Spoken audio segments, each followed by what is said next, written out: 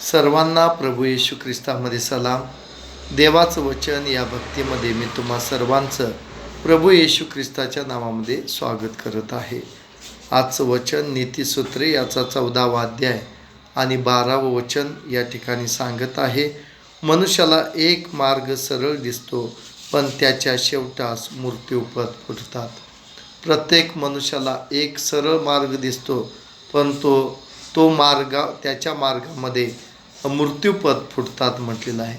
पण तो येशूचा जो मार्ग आहे तो खरा मार्ग आहे, तो सत्य मार्ग आहे.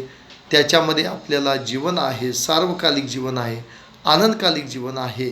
आणि म्हणून तुमचं आणि माझं तारण आपण स्वतः करू शकत नाही.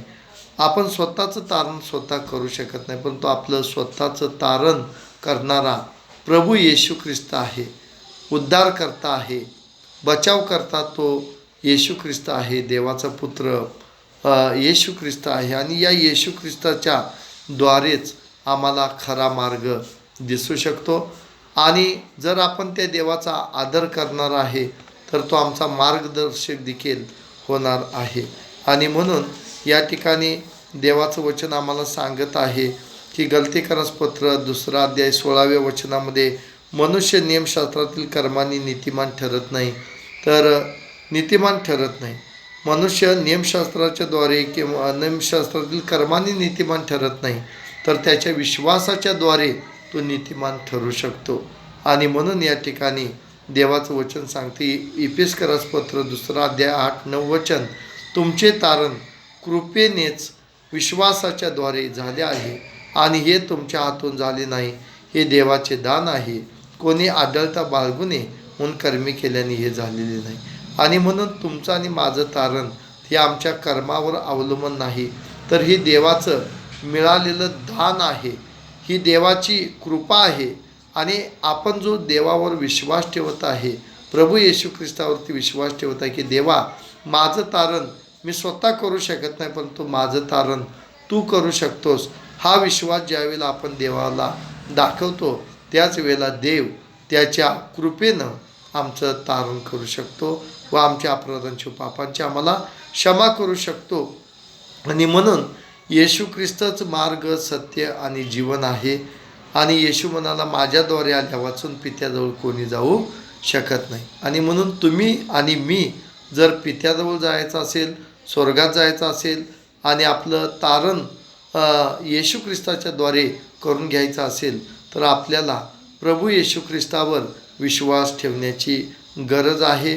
आणि हे देवाकडून आपल्याला दान मिळालं पाहिजे, देवाची कृपा आमच्यावरती झाली पाहिजे. आणि म्हणून आपण देवाला मोठा विश्वास दाखवला पाहिजे. आणि म्हणून प्रेषितांची कृत्ये 4 अध्याय 12व्या वचनामध्ये म्हटलेलं आहे, तारण दुसऱ्या कोणाकडून नाही, जेणेकरून आपले तारण व्हायचे असे दुसरे नाम आकाशाखाली मनुष्यामध्ये दिलेलं नाही. या जगामध्ये परमेश्वर म्हणत आहे की आकाशामध्ये देखील किंवा आकाशाच्या खाली देखील तारण कोणाकडून होईल हे सांगितलेलं नाही. पण तो लक्षात घ्या, तारण दुसऱ्या कोणाकडून नाही, तारण फक्त आणि फक्त प्रभू येशू ख्रिस्ताच्या द्वारेच होऊ शकतं. आणि म्हणून येशू ख्रिस्त या जगामध्ये आलेला आहे. आणि म्हणून आपलं स्वतःचं तारण आपण स्वतः करू शकत नाही, म्हणून आपण आपलं जीवन प्रभू येशू ख्रिस्ताला समर्पित करूया आणि त्याच्यावर आपण विश्वास ठेवूया. कारण येशू ख्रिस्त पापी लोकांच्यासाठी आणि हरवलेल्या लोकांच्यासाठी या जगामध्ये आलेला आहे. आणि म्हणून तुम्हाला आणि मला पश्चाताप करण्याची गरज आहे, कारण पश्चाताप करा, कारण स्वर्गाचं राज्य जवळ आलेलं आहे.